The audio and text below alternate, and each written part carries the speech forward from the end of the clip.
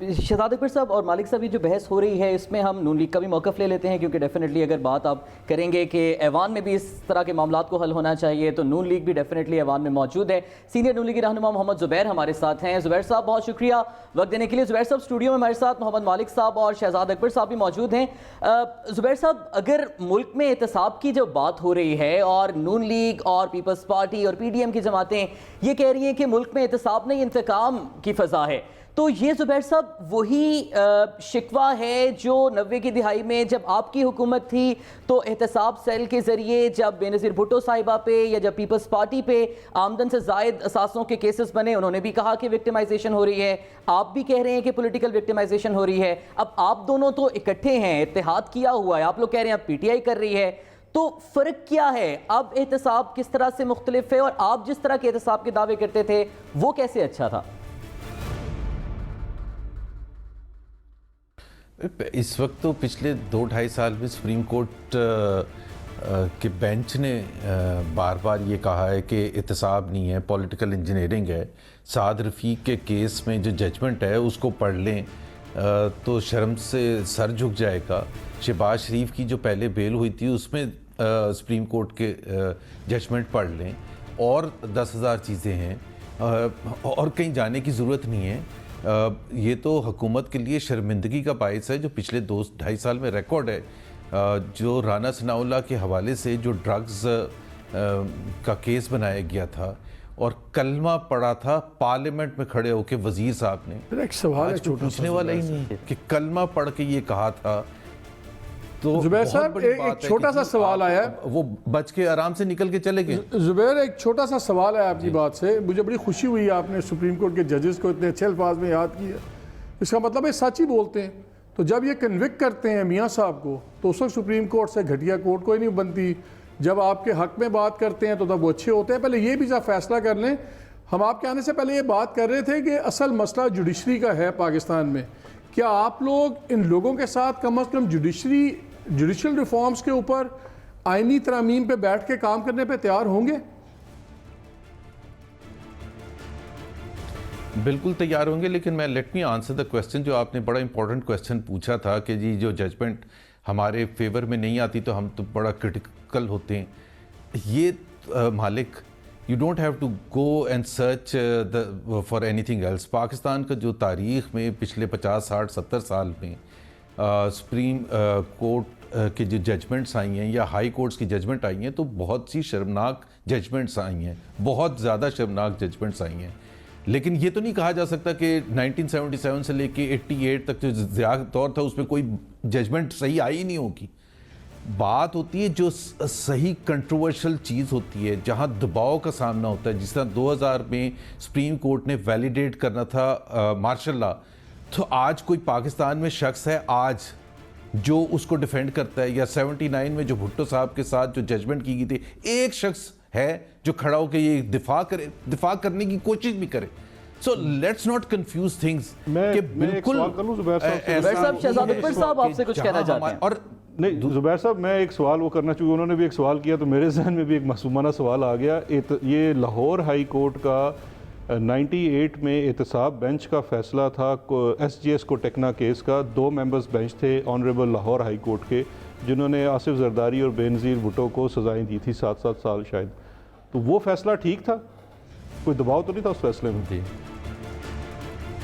एक तो Shahzad Akbar, I am no expert on legal matters. मुझे ये 98 के केस का जस्टिस क्यूम वाली बात लगा रहे हैं आपको। नहीं, जस्टिस क्यूम थे और एक शायद जस्टिस कासिम। हाँ, मैं बता देता हूँ। अच्छा वो कह रहे हैं, let me say, justice Qayyum was absolutely wrong, we as a political party were absolutely on the wrong side. जबरदस्त। तो आप ये सुनना तो चाहते इसका थे मतलब है जो शहबाज शरीफ साहब टेलीफोन करते थे और हम शहबाज शरीफ साहब फोन करते थे जस्टिस को, जुबैर साहब भी जान लेंगे कर लिया उन्होंने, मैं सिर्फ रिकॉर्ड जान असूली आदमी, मैं सिर्फ उनकी रिकॉर्ड बिल्कुल गलत किया था। शहजाद अकबर साहब, आप इतना मुझे मौका दे दें, मैं बिल्कुल क्लैरिटी से कह सकता हूँ कि शहबाज शरीफ साहब ने जो किया था वो बिल्कुल गलत किया था। मैं आपकी तरह घुमाऊंगा नहीं, इधर से उधर नहीं जाऊंगा लेकिन जहां हम दिफा करते हैं ना, क्रिटिसाइज करते हैं, जिस तरह से डिस्क्वालिफिकेशन का केस है मियां नवाज शरीफ का, वो अपनी फहमत में, हमारी नज़र में उसके बिल्कुल स्पेसिफिक रीजंस हैं कि why that judgement was a poor judgement, क्योंकि वो जो था रिसीवेबल पर एक जजमेंट दी थी कि वो रिसीवेबल शो नहीं किया था मियां नवाज शरीफ ने। चलो भाई साहब, वो तो सर मैं कंट्रोवर्शियल बात है। मैं एक और सवाल, चूंकि अच्छे माहौल में बात हो रही है, तो मैं जुबैर साहब से एक और, क्योंकि जो बात हम पहले मालिक साहब से कर रहे थे जुडिशल रिफॉर्म की, जिस पर उन्होंने कहा कि हम बिल्कुल इस पे बैठ के बात करने के लिए तैयार हैं, तो हम इस वक्त जो इशू एट नहीं एंकर नहीं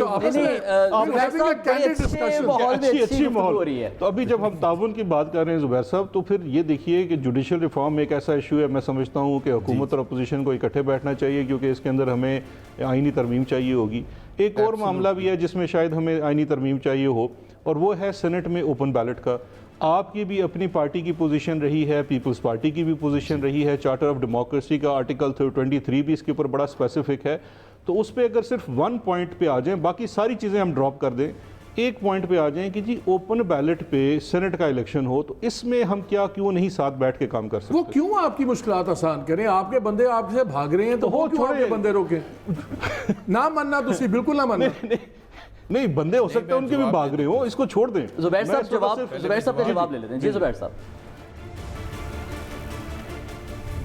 जी, पहली बात तो ये है कि देखें, ये जो आज शहजाद अकबर साहब मेरे साथ तो बहुत अच्छी तरह बातें कर रहे हैं, लेकिन he does not represent what is PTI in the parliament. अगर आप हम जो अभी हमारा इशू है, हमने कहा है कि हम इनसे किसी चीज़ में कोऑपरेट नहीं करेंगे जब तक ये हमें चोर डाकू कहना बंद नहीं करेंगे। अगर ये चोर डाकू हमें कहेंगे तो हम इनसे बड़े चोर डाकू बन के पेश करेंगे। अब 2.5 साल के बाद ये फैसला हो चुका है। और दूसरी बात ये है कि हमने इंसिस्ट किया था इलेक्टोरल रिफॉर्म्स पूरे लेके आए। वन ऑफ केसेस अपनी मर्जी से पर्सन स्पेसिफिक कि नेशनैलिटी के हवाले से किसी शहबाज गिल को सेनेटर बनाना है या किसी और को करना है, sorry we are not going to cooperate like that. अच्छा, मैंने तो कह दिया, मैं देखें वो कह रहे हैं one point agenda, one point आप जुबैर वो कह रहे हैं one point agenda, one point agenda वो कहते हैं सारी निकाल दें, बाकी सारी निकाल दें, जस्ट ओपन बैलेट। जहां अपनी मर्जी आई है, जबकि अभी 2 दिन पहले मुराद सईद हमें चोर डाकू कह रहे थे। तो सर वो तो चलता रहेगा ना, आप भी पहले वो कहते हैं पेट फाड़ते थे, गले चीरते थे। लेकिन शहजाद अकबर साहब, जुबैर साहब का भी आर्गुमेंट यहाँ पर यही है ना कि अब हमें इन चीजों से आगे निकलना चाहिए कि अगर हमने बैठकर कोई आईनी तरमीम करनी है या मेरी बात सुनो जुबैर, वैसे जुबैर जस्ट मालिक साहब इस पर हम बात करेंगे ब्रेक का। न्यूट्रल कमेंट बात की। अच्छा, मालिक साहब के पीपल्स पार्टी और पीएमएलएन एक दूसरे के बारे में कहते रहे थे, वो भी तो बड़े सख्त जुमले थे यार। मोहम्मद जुबैर साहब, आपसे अभी गुफ्तगू का सिलसिला आगे बढ़ाएंगे। अब आप और अपोजिशन का ये एतराज़ है कि गवर्नमेंट हमें चोर डाकू कहना बंद करे, तब हम आए पार्लियामान में आकर बैठेंगे और टेबल पर बैठ के कोई बात करेंगे। तो मालिक साहब भी अभी ब्रेक से पहले ये बात कर रहे थे कि माजी में तो आप लोग भी पीपल्स पार्टी पर और पीपल्स पार्टी भी नून लीग के खिलाफ काफ़ी ऐसे तल्ख जुमले और अल्फाज इस्तेमाल करती रही थी जो ऑब्वियसली पार्लियामानी भी नहीं है, जिन्हें हम आवाम के सामने आम फहम ज़बान में कह भी नहीं सकते। तो फिर तो ये सारी सियासी रवायात आप ही की कायम कर दें। अच्छा, आपने सवाल पूछा तो मुझे जवाब देने के लिए 30 सेकंड 45 सेकंड जरूर। जी जी। पहली बात ये है कि 90s जो सियासत थी, मेरा ख्याल है उसको कोई भी ना पीवीपी वाला ना पीएमएलएन वाला अप्रिशिएट करता है। 2006 में जो चार्टर ऑफ डेमोक्रेसी साइन हुई थी, वो उसी बैकग्राउंड में साइन हुई थी कि जो 90s की सियासत है उसको ख़त्म किया जाए। 2008 से 2013 का जो दौर था वो आप रिलेटिवली पाकिस्तान की तारीख में, लेकिन मसला ये हो गया कि ये बीच में पीटीआई आ गया, इन्होंने फ्रेंडली ऑपोजिशन का खेल डाल दिया और हमारे लिए मुश्किलात पैदा कर दी कि अगर हम 18th अमेंडमेंट पर कोऑपरेट कर रहे हैं या 19th या 20th अमेंडमेंट पर, तो वो कहते थे ये मुकमका हो रहा है। अब कॉन्स्टिट्यूशनल अमेंडमेंट्स पर अगर कोऑपरेट करते थे, या आपको ये भी बता दूं कि इमरान खान को और पीटीआई को इस चीज़ पर भी एतराज़ होता था कि चौधरी निसार जो लीडर ऑफ द ऑपोजिशन थे या यूसुफ रजा गिलानी, वो अच्छी तरह आपस में हैंडशेक कर रहे हैं और स्माइल कर रहे हैं। वो कहते थे देखेंगे ये तो दोनों मिले हुए। अब इस किस्म के बैकग्राउंड में इन्होंने आके बिल्कुल पाकिस्तान की सियासी कल्चर को दोबारा इतना ख़राब कर दिया कि 2.5 साल में, मैं तो ये कह रहे थे ना, शहजाद अकबर ने जिस अंदाज में अभी कहा था कि आए पैकेज करते हैं, इसी अंदाज में वजीर आजम आके पार्लियामेंट में यही बात करते हैं। ही विल नेवर मैं शहजाद आपको अकबर साहब, चैलेंज वज़ीर-ए-आज़म की बात करेंगे पार्लियामेंट में। मैं थोड़ी सी जुबैर साहब की वो रिकॉर्ड की दुरुस्ती कर दूं, और मालिक साहब शायद मुझे सेकंड करें ना करें, कर देंगे मेरा ख्याल है, क्योंकि मैं फैक्चुअल बात करने जा रहा हूँ। 90 वाली सियासत तो बहुत पुरानी हो चुकी है। चार्टर ऑफ डेमोक्रेसी के बाद भी इस वक्त जितने शॉट्स आप सारे लोग चलाते हैं वो तो रीसेंट टाइम्स के हैं, वो इलेक्शन के कैंपेन्स के दौरान के हैं और इलेक्शन के बाद के हैं। ये लाड़काना की सड़कों में और पेट फाड़ के, ये शहबाज शरीफ साहब का बड़ा मशहूर तकारीर है जिसमें वो कहते हैं कि मैं पेट फाड़ के इनके पैसे निकालूंगा और ये करूंगा।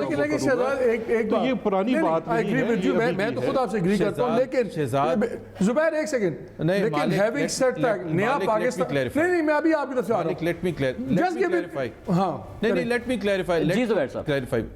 देखें, प्लीज अंडरस्टैंड करें, ये शहबाज शरीफ साहब की एक होती है फ्रीक्वेंसी, एक होता है कंसिस्टेंटली 10 साल every single day night evening आप चोर डाकू कहें। वन ऑफ स्टेटमेंट किसी, अगर आपका बच्चा भी एक दफ़ा गाली देता है ना वन ऑफ, तो आप फिर भी उसको बख्श देंगे, लेकिन हर रोज़ वो देना शुरू करेगा, दैट बिकम्स अ प्रॉब्लम। जो हमारी सियासत में जो कल्चर ख़राब किया ना, वो एक स्टेटमेंट आज तक याद है आपको, तो इमरान खान के पिछले एक हफ्ते के याद नहीं होंगे।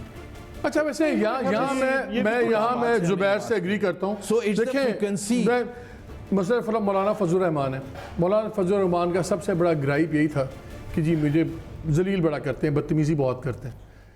एक रवैया तो है, आप लोग एक नया पाकिस्तान बनाने की बात करते हैं, you should rise about this. इसमें तो कोई शक नहीं है कि सियासत में जब आप लोगों ने यहाँ धरना दिया हुआ था सब कुछ था। मैं बिल्कुल एज अ न्यूट्रल आदमी बात कर रहा हूँ। जितनी बदतमीज़ी आ गई थी, जनरली वो इस कल्चर में आपका बहुत बड़ा हाथ है। You created a problem, you need to fix it. नहीं, बात ये रवैये बड़े इंपॉर्टेंट होते हैं, जनरॉसिटी और स्पिरिट होनी चाहिए। मुझे एक बात बताइए, आराम से बात कर लेंगे तो क्या हो जाएगा? मालिक असल में इनका ब्लफ कॉल कर लें। मैं ये कहते हैं नहीं, ये जितने आराम से सवाल ये है, ये लोग कहते हैं हमारे से अच्छी तरह बात करें, हम बात करेंगे। अगर ये झूठ भी बोल रहे हैं, इनका ब्लफ कॉल करें। अच्छा, मैं छोटी सी एक मिसाल दे देता हूँ। इन्होंने कहा मैं पार्लियामान से मेरा ताल्लुक नहीं है, मेरा ताल्लुक है, मैं एज एडवाइज़र पार्लियामेंट में जाता हूँ, और हमारी जो रिसेंट नेगोशिएशंस हुई ये केसेस को, ये जो लेजिस्लेशन होनी थी फैटफ को लेके, तो उसके अंदर तो हम इनके साथ बैठे, बड़ा ही कॉर्डियल रवैया था, ना ही इनको चोर कहा ना इनको डाकू कहा। इकट्ठे बैठ के हमने खाया पिया, बिल्स के ऊपर डिस्कशन की। कमान कहाँ आके टूटी? एनआरओ के ऊपर। नैब की 34 शिकें लेके आगे जी कि इनको लेके चलें, तो हमें ऊपर से हुक्म आया है। क्यों कहते हैं? अगर आप मेरा सवाल ये है, अगर देखें मैं 34 की आप कह रहे हैं जी 34 शिकें लेके आए, मैं कहता हूँ 40 लेके आए, उनका राइट है। नहीं, आप ना माने पर्सन स्पेसिफिक, लेकिन आप उसको एनआरओ क्यों बनाते हैं? वो एनआरओ इसलिए, मालिक सुने, वो एनआरओ इसलिए है कि वो 34 शिकों से इनके खिलाफ तमाम केसेस बंद होते हैं। क्या इसलिए इंपॉर्टेंट है, आप मेरे दोस्त हैं, हम हर बात करते हैं। आपने मुझे कहा आपका बड़ा उनसे मैं उस पर रिएक्ट किया। सिमेंटिक्स आर वेरी इंपॉर्टेंट, और आप इखलाक उन चीज़ों को निकाल नहीं सकते। हम इखलाक की तो बात ही नहीं करते। मैंने एक मिसाल दे दी ना, असल में इनका मसला अखलाक का नहीं है। इनका मसला ये नहीं है कि इनको बुरा भला कहा जाता है, इनका असल मसला ये है कि इनके पास सीरियस केसेस हैं इनके ऊपर, और ये उसको खत्म करना चाहते हैं, तो उनको खत्म करना चाहते हैं। अब ये तो हो नहीं सकता कि आपने एक दौलत लूटी हुई हो और हम आपके ऊपर केसेस खत्म कर दें सिर्फ इसलिए कि हमें खुशी से 5 साल गुजारने को मिल जाए। वो हमारा नजरिया नहीं है। हम जुबैर साहब कुछ कहना चाह रहे हैं? आखिर में जुबैर साहब का कमेंट ले लेते हैं, फिर ब्रेक पे हमें जाना है। जी जुबैर साहब। जी, मैं सिर्फ एक चीज़ कह रहा हूँ, आई डोंट नो अभी कोविड की सिचुएशन में ये पॉसिबल है या नहीं है। मैं हमेशा एक चीज़ कहता था कि इमरान खान साहब पार्लियामेंट में आएँ और जो फ्रंट रोज में जो 5-6 लोग बैठे हुए ना ऑपोजिशन के, उनसे हाथ मिला लें। ये मेरा चैलेंज था, आज भी चैलेंज। ठीक है, नून लीग की जानिब से इस नहीं है तो ग्लव पहन के हाथ लगाया जा सकता है, ग्लव पहन के और इस तरह से करेंगे, नॉट कोऑपरेट विद यू। ठीक है, यानी जब तक गवर्नमेंट की जानिब से और वज़ीर-ए-आज़म साहब की जानिब से यार वो अच्छा आप छोड़ें, आप लोग इनके साथ इवन ऑपोजिशन में थे, आप इनके साथ मसला समझ आ गया है। ये Imran Khan relevant in the opposition hostage बनाया हुआ पूरी। नहीं, ये ऑपोजिशन पूरी का पूरे का ये मौकफ है कि अगर वज़ीर-ए-आज़म पीपल्स पार्टी का नहीं है, पीपल्स पार्टी बड़ी सियानी है, उनका ये मौकफ नहीं।